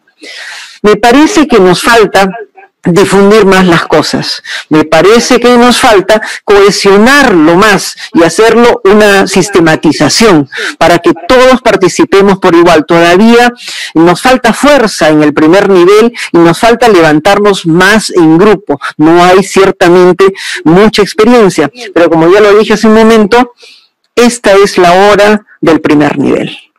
Esta es la hora en que el primer nivel tiene que tomar su posición, ¿okay? Es muy importante que el primer nivel se active. Más aún, ¿qué está pasando en los 1.3, en 1.4? Ellos están también organizándose para poder proporcionar oxígeno, y en los sitios más alejados, los concentradores de oxígeno, porque no vamos a poder movilizar a las personas en sitios muy alejados, van a ayudarnos a cubrir esta alternativa, ¿ok? Nos falta un poco más de experiencia, nos falta un poco más de cohesión, pero yo sí creo que esto es posible y se está reproduciendo todas las experiencias cada vez más. Yo espero, como esperan todos, que ahora que se abre o se amplía el primer nivel de atención, los profesionales de salud tengan equipos de protección personal. Yo creo que ese es un tema delicado, un tema que ha causado mucho dolor. Y yo creo que interpreto bien el sentimiento de todos de que nuestro personal de salud y en general a todos los que han puesto el pecho para estar cerca de los pacientes reciban la protección que se merecen. Y ojalá el Estado en algún momento pueda reconocer a aquellos que cayeron sirviendo al Perú. Y que algo se haga por las familias de aquellos policías, médicos, enfermeros, serenazgos, etcétera, que han brindado su vida para tratar de ayudar a los pacientes. Vulnerabilidad e inequidad son dos temas importantes en salud. Como decía hace un rato, solucionar los problemas de salud incluye determinar cosas importantes como saneamiento, como pobreza, como habitación, como medio ambiente. Y obviamente no todos tenemos o todos recibimos la misma calidad de atención. Existe inequidad importante en los servicios de salud. ¿Cómo hacemos, Pilar, para acercarnos a la equidad y a disminuir la vulnerabilidad de nuestra población? Me parece que es tremendamente complejo. ¿Por qué? Porque no tenemos continuidad, porque un gobierno o una autoridad analiza el problema y plantea una serie de medidas para ir disminuyendo la inequidad que existe y que es real, y luego empieza a hacer algo y de pronto cambia.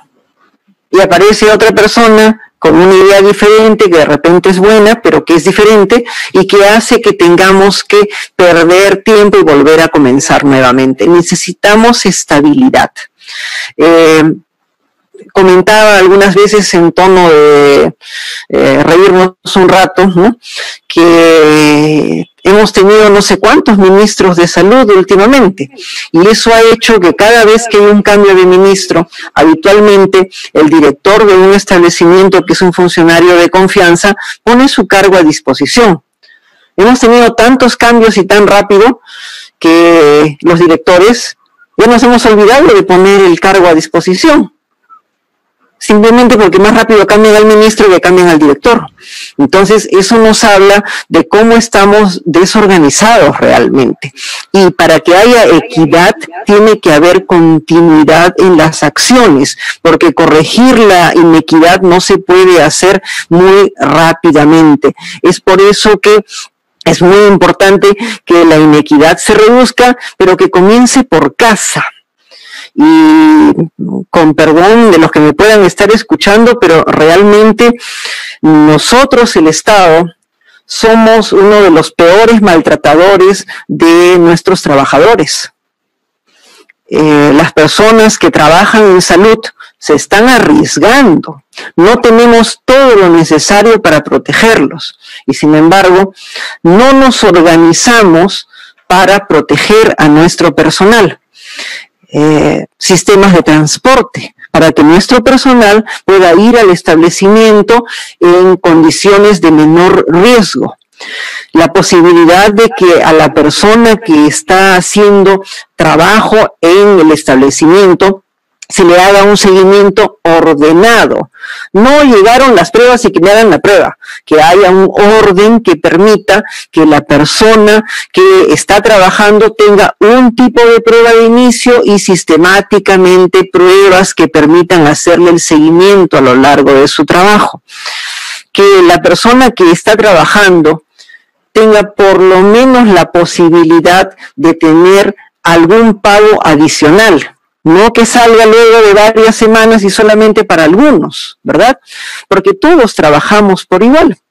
Si no tuviéramos a la gente que hace las adquisiciones, por ejemplo, ¿quién prepara la orden de compra cuando hay que hacer la cremación de un cuerpo? Y la familia esperando. Alguien tiene que hacer la orden de compra. Entonces, nuestro personal administrativo trabajando, nuestros choferes trabajando, nuestra gente de mantenimiento trabajando, y solamente le entregamos bonos de vez en cuando a unas cuantas personas, quienes no son COVID ahora. Y el que atiende pacientes no COVID está atendiendo mucho más pacientes, porque los pacientes COVID han sido atendidos por el otro grupo. Además, el que va al hospital para atender no COVID corre riesgo de infectarse. Por consiguiente, bien, toda la desorganización que tenemos, por eso digo, necesitamos una direccionalidad, necesitamos una idea conjunta, y muchas veces la gente se pregunta, vamos a reformar, vamos a hacer, miren, a lo largo de 30 años de servicio, no sé cuántas reformas ya han planteado, ¿verdad? Son no sé cuántas miles de reformas, y acaba de salir la norma de reforma.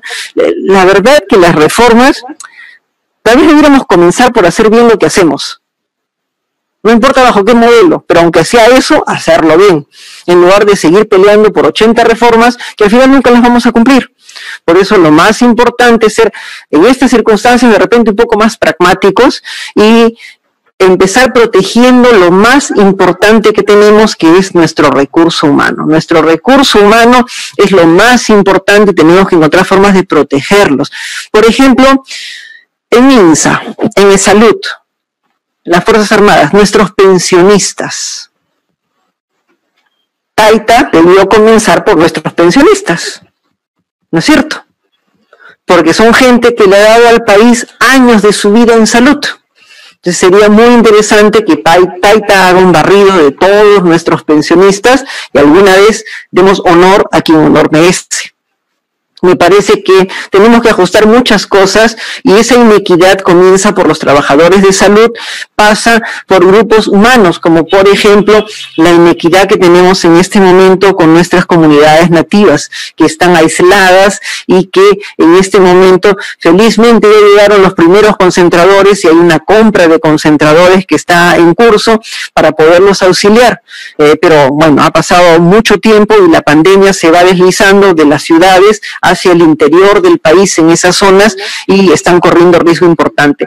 Creo que nos falta mucho por ajustar y ya les digo, yo hasta cierto punto, discúlpenme los académicos que trabajan en estas cosas, pero ya me cansé de pensar en reformas y tal vez habría que pensar pragmáticamente en hacer bien lo poco que estamos haciendo. Muy bien. Y las dos últimas preguntas, porque el tiempo ya nos viene ganando. Desgraciadamente, algunas preguntas no van a poder ser respondidas por razones de tiempo.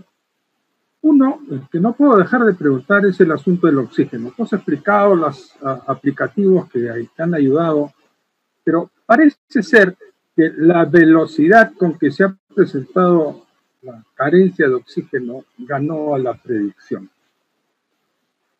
Para todos los que somos profesionales de salud, sabemos que oxígeno es vida y cuando le recetamos o le indicamos oxígeno a un paciente es porque realmente está mal y su vida peligra. Realmente uno no puede dejar de tener pena de ver a la gente haciendo cola para buscar oxígeno. Es algo que esta pandemia nos ha mostrado por primera vez. Realmente es triste. Yo quisiera que tú un poco comentaras nuevamente las formas en las cuales la deficiencia de oxígeno tendrá que disminuir muy rápidamente y muy marcadamente. Esa es mi penúltima pregunta. Sobre el oxígeno se empezó a trabajar en realidad varias semanas atrás de que aparecía el decreto de urgencia.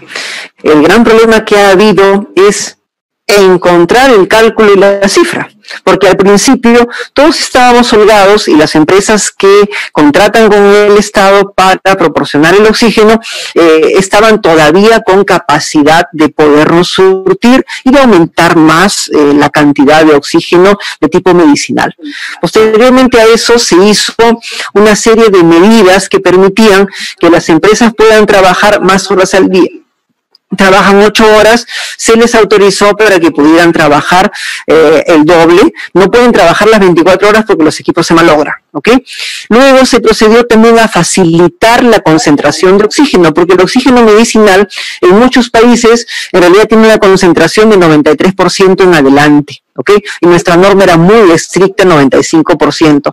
Con eso también se logró compensar, pero efectivamente, tal como estás mencionando, no teníamos una cifra por ningún lado. Empezamos a hacer el sistema para reportar el consumo de oxígeno, que también ha sido tremendamente complejo porque cada uno de nosotros reporta de diferentes maneras y ponernos de acuerdo nos tomó prácticamente entre 3 y 5 semanas. Junto con esto, las autoridades a cargo de este sistema ya han participado, ha sido un gran apoyo, PCM ha sido un gran apoyo, producción y otros ministerios que tienen que ver con las empresas que fabrican oxígeno para uso de tipo, en realidad, de las diferentes empresas de minería y otras cosas. Todos han participado y el Ministerio de Salud ha ido reuniendo la información y se ha logrado obtener un financiamiento que nos permite, por un lado, autorizar la compra, si fuera necesario, de oxígeno fuera. Segundo lugar, ha permitido también que se puedan comprar los concentradores y los generadores. Se ha puesto presupuesto para hacer los sistemas de almacenamiento, los cilindros, que puedan ser necesarios, porque lo óptimo no es el cilindro. Lo óptimo es tener una red. Es más eficiente y regula mejor el consumo, ¿ok? Además de que se surte de una sola vez para varios días y con eso estamos mucho mejor. Pero también se ha previsto la compra de balones de oxígeno, de cilindros de oxígeno para los lugares que puedan necesitarlo. Se ha previsto la construcción de plantas de oxígeno y en esto, miren, los gobiernos regionales han reaccionado con mucha rapidez, han hecho reparar plantas de oxígeno, han comprado plantas de oxígeno, se están inaugurando varias plantas de oxígeno de los GORES, o sea que ha habido una respuesta hasta cierto punto rápida, pero creo que nos ha ganado la circunstancia y ha sido mucho más rápido lo que ha avanzado la necesidad.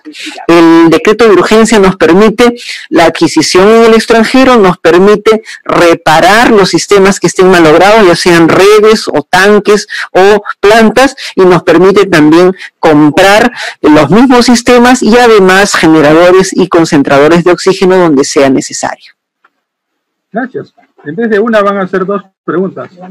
El Hospital 2 de Mayo es un hospital emblemático en la medicina peruana, donde muchos de nosotros pasamos nuestros años estudiantiles, algunos hicieron su residentado, y hemos tenido profesores de mucha calidad y además históricamente uno de los sitios donde comenzó la medicina. Ha sido triste ver en una página de un diario local apreciar de que la letalidad en el Perú puede ser 2.8, 2.7, pero la letalidad en el Hospital de Mayo es más del 30%. ¿Qué ha ocurrido en el Hospital 2 de Mayo para que eso tenga lugar? Tú has mencionado de que el Hospital 2 de Mayo es un hospital COVID y entonces los pacientes del 2 de Mayo que tenían otras patologías fueron a otros hospitales, en algunos con éxito, en otros con alguna dificultad, pero allí hay médicos capacitados, allí hay médicos que conocen de medicina, que tienen cariño y amor por la medicina y estoy seguro que han puesto sus mejores esfuerzos. ¿Cuál es la explicación para un hospital que todos queremos y que no queremos tampoco que pierda imagen, diciendo en ese hospital se muere mucho más que en otras partes del país? Y yo creo que es deber nuestro como médicos conocer, saber y en qué podemos ayudar todos para que esto no suceda, si es que realmente está sucediendo. Esa es la primera pregunta. Y la segunda pregunta y última es, ¿vamos a tener confinamiento local? ¿Vamos a tener algo que se viene pidiendo desde hace un tiempo, incluso el Colegio Médico, de hacer confinamientos en lugares donde la epidemia o la pandemia es mucho más seria y no tener confinamiento en los sitios donde prácticamente no hay enfermedad? ¿Está previsto algo de esto en el plazo corto? Con esas dos preguntas, dejo de hacer preguntas, Pilar. Okay. Adelante, por favor. Sobre la primera pregunta, yo creo que es un poco ilógico el que comparemos una tasa cruda que tiene una cifra de mortalidad y que se relaciona con la cantidad de casos positivos, ¿okay? Que es una tasa, y esto es 0.8, eso es una tasa.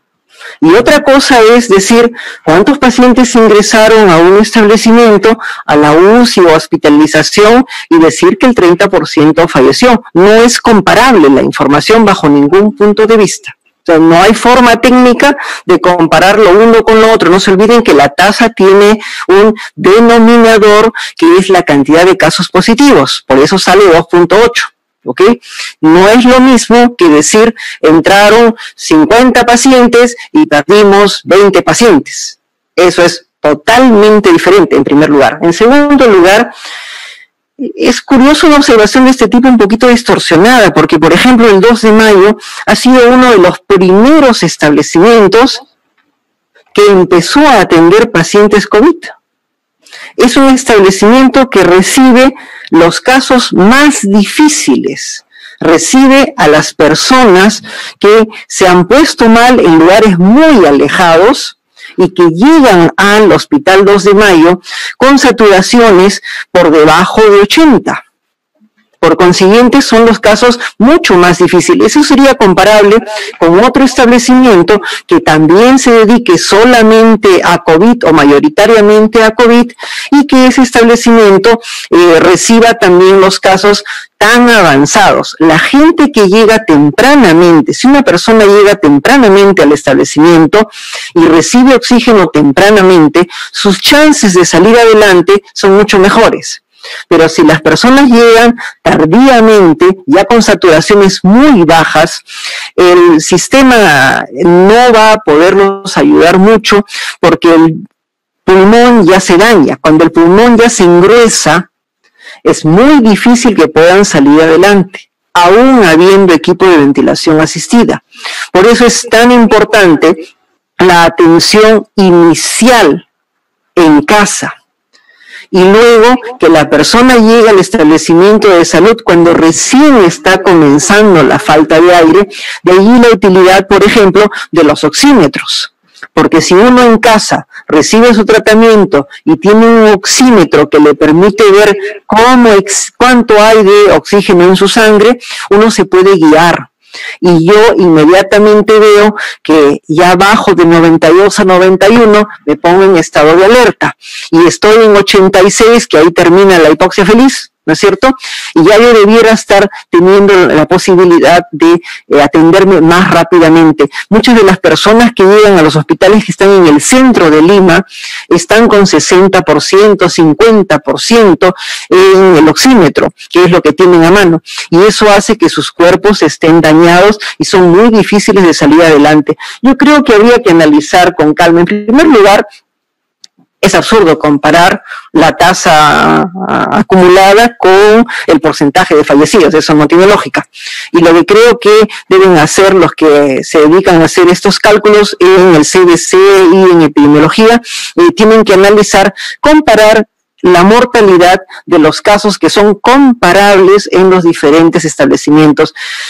Yo creo que la mayor parte de establecimientos complejos, grandes, reciben casos también bastante avanzados y todos deben tener una mortalidad inclusive superior a la que estamos nosotros mencionando, ¿ok?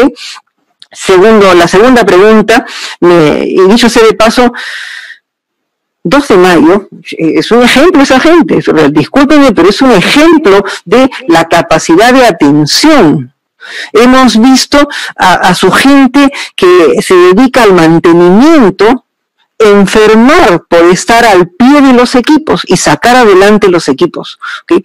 Hemos visto a personas que atienden paciente tras paciente tras paciente y se pasan de la hora de salida y siguen atendiendo por ayudar. Entonces yo creo que tenemos que pensar bien las cosas que decimos y es un poco, tal vez, habría que reflexionar sobre esa cifra porque me parece muy primaria. Creo que hay que buscar lo que está sucediendo en todas partes en cuanto a el tipo de paciente que estamos atendiendo. 2.8 es una tasa. Y 30% de fallecidos no es comparable bajo ningún punto de vista con la tasa. Y los que sabemos de salud sabemos que es así. Con respecto a la posibilidad de hacer medidas locales, en lo personal a mí me parece un asunto interesante. Hay que tener mucho cuidado porque el hecho de que yo tenga poca presencia del virus en mi zona no puede darme la idea triunfalista y no cuidarme, porque el que más camina más se contagia, el que más circula más se contagia. Pero sí, si hay zonas que pudieran ser aisladas y hacer una contención en una determinada zona, es una idea interesante. Estuve tratando de reflexionar sobre esto, por ejemplo, en los distritos de Lima, ¿no? San Juan de Lurigancho es un distrito complicado. ¿Cómo haríamos para aislar San Juan de Lurigancho? Porque las personas que viven allí salen a trabajar y luego regresan. Entonces, un poco difícil que podamos aislarlos, ¿verdad? Porque los dejaríamos sin trabajo. ¿Cómo sobreviven? Muchas de las personas tienen un trabajo ambulatorio, ¿no? Y miren la desesperación de la gente por empezar a trabajar, por que les busquemos alternativas, porque tienen familia, tienen que alimentarlos, tienen que pagar una serie de cosas, y lo que en realidad debemos buscar no solamente es perseguirlos y quitarles sus cosas, sino buscar una forma de organizarlos para que puedan trabajar. Y me parece que en las regiones, por ejemplo, tenemos tasas por provincias y tasas por distritos. Sería muy interesante que los alcaldes, que son uno de los mejores brazos armados en estas circunstancias, vean la tasa de su distrito y de repente sí se puede organizar en algunos distritos un aislamiento. Recuerdo una experiencia en Tacna, ¿no? En Tacna, al principio de la pandemia, hicieron realmente una contención. Los epidemiólogos rápidamente encontraron las zonas, hablaron con los alcaldes distritales, pusieron barreras y empezaron a llevar alimentos a esos distritos, empezaron a hacer una serie de técnicas que permitieron proteger a la población y mantener la contención, aislando en forma selectiva una zona. Para algunos lugares me parece una muy buena idea. Para lugares muy complejos, los distritos con mucha población y los distritos donde la persona camina todo el día fuera del distrito, va y viene, sería un poco difícil. Pero creo que es algo que nuestras autoridades están analizando y probablemente va a ser importante la participación de los gobiernos regionales y los alcaldes provinciales y distritales para tener una idea de tomar medidas un poco más selectivas, que sí me parece que hay que pensarlo bien, pero me parece una buena idea. Muchas gracias. Queremos agradecer a la doctora Pilar Mazzetti la gentileza de haber aceptado la invitación de nuestra academia, y que ha permitido que de primera mano conozcamos los retos, las dificultades, los éxitos que el Comando de Operaciones viene teniendo desde su inicio. Esta, como ha dicho muy bien la doctora Mazzetti, es una oportunidad de cambios, es una oportunidad de aprender, de recordar lo aprendido y de tomar decisiones que mejoren la salud del Perú. Ojalá que nuestros dirigentes no se olviden, esperemos que no. En este partido entre el COVID-19 y el Perú, todos los peruanos vamos a contribuir para ganar el partido. Les agradezco nuevamente a la doctora Pilar Mazzetti por su clara exposición. Y quiero invitarlos para el siguiente martes, que tendrá lugar otra reunión científica sobre el rol de los institutos y las universidades en la lucha contra el COVID-19. En este evento moderará el doctor Luis Varela, el rector de la Universidad Peruana Cayetano Heredia, y tendremos 2 expositores, el decano de la Facultad de Medicina de San Fernando, el doctor Sergio Ronceros, y el decano de la Facultad de Medicina de la Universidad Peruana Cayetano Heredia, el doctor Luis Rodríguez. Y va a servir como comentarista el presidente de ASPEFAN, de la Asociación Peruana de Facultades de Medicina, el doctor Fernando Farfán. De tal manera que los invitamos cordialmente para el siguiente martes a las 7:30 de la noche. Les quiero agradecer a nombre de la Academia por su presencia, por su colaboración en este evento importante y obviamente agradecerle al Ministerio por su plataforma y a la doctora Pilar por su exposición y su claridad en responder a las preguntas del auditorio, que lamento mucho y pido disculpas que no hemos podido responder a todos. Muchas gracias, muy buenas noches. Buenas noches, muchísimas gracias.